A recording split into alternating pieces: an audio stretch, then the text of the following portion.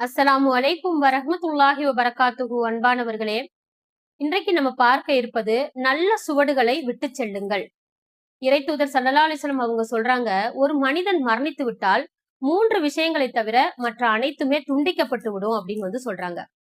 முதலாவது பாத்தீங்கன்னா, அவர்கள் செய்த நிலையான தர்மம். 2வது பயனுள்ள கல்வி.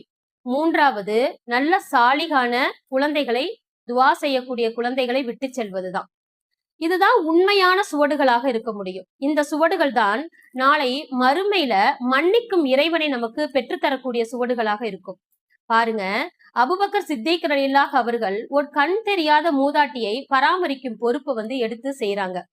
அவர்கள் மரணித்து விட்டார்கள். அதற்கு பிறகு அந்த பொறுப்பை உமர் ரலியல்லாஹு அவங்க எடுத்துக்கிறாங்க. ஒரு நாள் அவங்க அந்த மூதாட்டியை பராமரிக்கக்கூடிய வேலையில அவங்க ஈடுபடுறாங்க. அப்பொழுது என்ன செய்யறாங்க, எல்லா வேலைகளும் செய்துவிட்டு அந்த மூதாட்டிக்கு உணவு கொடுப்பதற்காக பேரிச்சம்பழங்களை ஒரு தட்டுல வச்சு அவங்களுக்கு கொடுக்கறாங்க. உடனே அந்த மூதாட்டி கேக்குறாங்க, ஏன் உன்னுடைய தோழர் இறந்து விட்டாரா, மரணித்து விட்டாங்களா அப்படின்னு சொல்லி கேக்குறாங்க.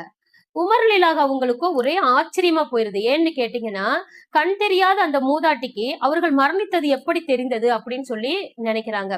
உடனே கேக்குறாங்க, உங்களுக்கு எப்படி தெரிந்தது அப்படின்னு சொல்லி கேட்ட உடனே அந்த மூதாட்டி சொல்றாங்க, உன் தோழரோ எனக்கு பேரிச்சம்பழங்களை உண்ண கொடுக்கும் பொழுது அதுல இருக்கக்கூடிய கொட்டைகளை நீக்கி விட்டு கொடுப்பாங்க. ஆனா நீங்களோ கொட்டையோட கொடுத்திருக்கிறீங்க.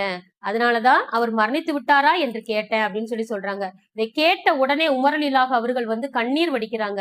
எப்படிப்பட்ட சுவடுகளை நம்மளுடைய சஹாபாக்களும் சஹாபிய பெண்மணிகளும் விட்டு சென்று போயிருக்காங்க அப்படிங்கறத பார்த்து நாமளும் அப்படிப்பட்ட சுவடுகளை விட்டு செல்லக்கூடியவர்களாக இருப்போம். அஸ்ஸலாமு அலைக்கும் வரஹ்மத்துல்லாஹி வபரகாத்துஹு.